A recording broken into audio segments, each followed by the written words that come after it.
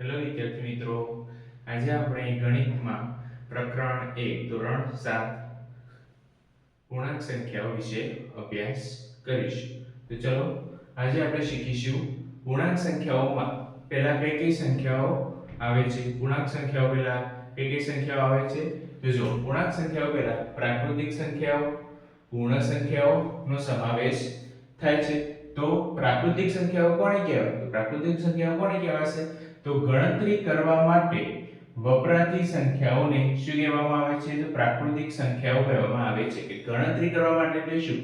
તો આપણે ગણતરી કરીએ છીએ કે 1 2 3 4 5 એમ અનંત સુધી ગણતરી કરીએ છીએ. તે સંખ્યાઓને કઈ સંખ્યાઓ કહેવામાં આવે છે? તો પ્રાકૃતિક સંખ્યાઓ કહેવામાં આવે છે. તો એ પ્રાકૃતિક સંખ્યાઓ ઉદાહરણ તરીકે તમને અહીંયા આપેલી છે. કઈ? તો 1 2 3 4 5 આ બધી કઈ સંખ્યાઓ કહેવામાં આવે છે? તો પ્રાકૃતિક સંખ્યાઓ કહેવામાં આવે છે. તો પ્રાકૃતિક સંખ્યાઓના સમૂહને શું n સ્મોલ માં શું કહેવામાં આવે છે? તો n. તો કઈ કઈ સંખ્યાઓ છે? તો 1 2 3 4 5 અનંત સુધી સમાવેશ થયેલો હોય છે. તો આ સંખ્યાઓને કઈ સંખ્યાઓ કહેવામાં આવે છે?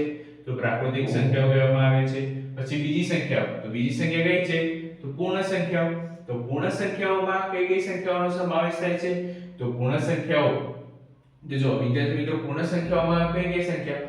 તો જે પ્રાકૃતિક સંખ્યાઓ હતી, પ્રાકૃતિક સંખ્યાઓ કઈ કઈ હતી? 1 2 3 4 5 એમ અનંત સુધી કઈ હતી? પ્રાકૃતિક સંખ્યાઓ. તો પ્રાકૃતિક સંખ્યાઓમાં કઈ સંખ્યા નથી? ખાલી 0 સંખ્યા આવેલી નથી.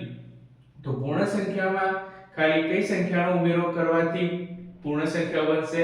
તો પ્રાકૃતિક સંખ્યાઓમાં કઈ 0 ઉમેરવાથી કઈ સંખ્યા મળે છે?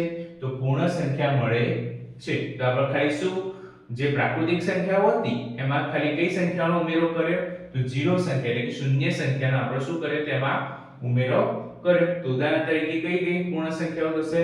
તો ઉદાહરણ તરીકે 0 1 2 3 4 5 એમ ક્યાં સુધી? તો અનંત સુધી જે વિસ્તરેલી છે. તો આ કઈ સંખ્યાઓ થઈ? પૂર્ણ સંખ્યાઓ. તો પૂર્ણ સંખ્યાઓને સમૂહને શું કહેવામાં આવે છે? સ્મોલમાં w તરીકે ઓળખવામાં આવે છે. તેમાં કઈ કઈ સંખ્યાઓ આવશે? જેમ સમજાય તેમાં કઈ કઈ સંખ્યાઓ આવશે? તો 0 1 2 3 4 5 એમ કે સુધી, તો અનંત સુધી સંખ્યાઓ આવેલી હોય છે. તો જો ફરી તમને સમજાવી દઉં. તો પહેલી કઈ સંખ્યા હતી? આપણે પહેલા કઈ સંખ્યાનો અભ્યાસ કર્યો? તો પ્રાકૃતિક સંખ્યા. પછી કઈ સંખ્યા? પૂર્ણ સંખ્યા. તો પ્રાકૃતિક સંખ્યાઓ કઈ કઈ સંખ્યા આવી? તો 1 2 3 4 5 એમ અનંત સુધી. એમ જ પૂર્ણ સંખ્યા. તો પૂર્ણ સંખ્યામાં ખાલી એક જ સંખ્યાનો વધારો થાય. કઈ સંખ્યા? તો શૂન્ય. કઈ સંખ્યા આવશે? શૂન્ય. આ સંખ્યાનો શું થયો? ઉમેરો કરવાથી કઈ સંખ્યા આપણને મળે છે? તો પૂર્ણ સંખ્યા મળે છે. હવે આ બંને સંખ્યાઓ કઈ કઈ સંખ્યાઓ? પ્રાકૃતિક સંખ્યા, પૂર્ણ સંખ્યા. એ બંને સંખ્યાઓ શેમાં ઉમેરવામાં આવશે? તો પૂર્ણાંક સંખ્યાઓમાં. તો જો પૂર્ણાંક સંખ્યાઓ એટલે કે પૂર્ણાંક સંખ્યાઓમાં કઈ કઈ સંખ્યાઓ આવશે? તો પૂર્ણાંક સંખ્યાઓમાં જો પ્રાકૃતિક સંખ્યા હતી એમાં ખાલી કઈ સંખ્યા આવતી હતી? ધન સંખ્યા. કઈ સંખ્યાઓ આવતી હતી? તો ધન સંખ્યાઓ. કઈ સંખ્યાઓ આવતી હતી? ધન સંખ્યાઓ. પછી આમાં શૂન્ય અને ધન સંખ્યાઓ, બરાબર.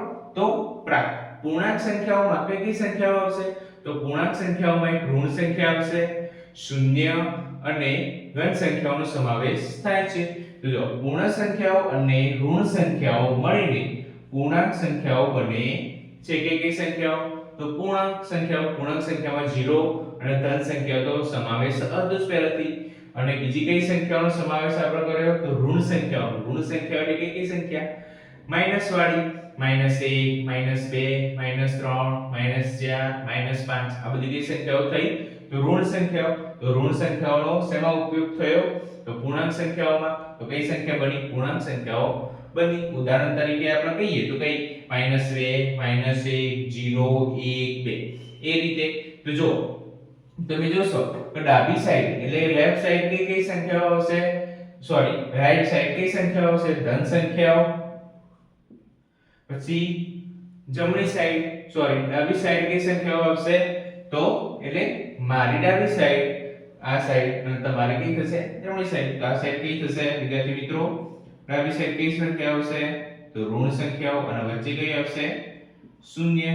તો જો જે પૂર્ણાંક સંખ્યાઓ છે તો પૂર્ણાંક સંખ્યાઓના સમૂહને શું કહેવામાં આવે છે z, અને એમાં કેટલી સંખ્યાઓનો સમાવેશ થાય છે -3 -2, એટલે જે આમ ગણીએ તો જમણી સાઈડ આ ઊભા રહી તો ડાબી સાઈડ તો અનંત સુધી વિસ્તરેલી માઈનસમાં ઋણ સંખ્યાઓ માઈનસ સુધી અનંત સુધી વિસ્તરેલી, અને આ સાઈડ પણ અનંત સુધી ધન સંખ્યાઓ વિસ્તરેલી, વચ્ચે શું આવશે શૂન્ય. તો આ સંખ્યાઓને કઈ સંખ્યાઓ કહેવામાં આવે છે પૂર્ણાંક સંખ્યાઓ કહેવામાં આવે છે. ખબર પડી વિદ્યાર્થી મિત્રો? તો આ આપણે પૂર્ણાંક સંખ્યાઓ આગળના અભ્યાસમાં એટલે કે આગળના ચેપ્ટરમાં આપણે અભ્યાસ કરીશું. તો પૂર્ણાંક સંખ્યાઓમાં સરવાળા કઈ રીતે કરવાના, બાદબાકી કઈ રીતે કરવાના, એ બધો અભ્યાસ આપણે આગળના લેક્ચરમાં કરીશું. તો આગળનો લેક્ચર જોવા માટે વિડિયોને લાઈક સબસ્ક્રાઇબ કરી દો.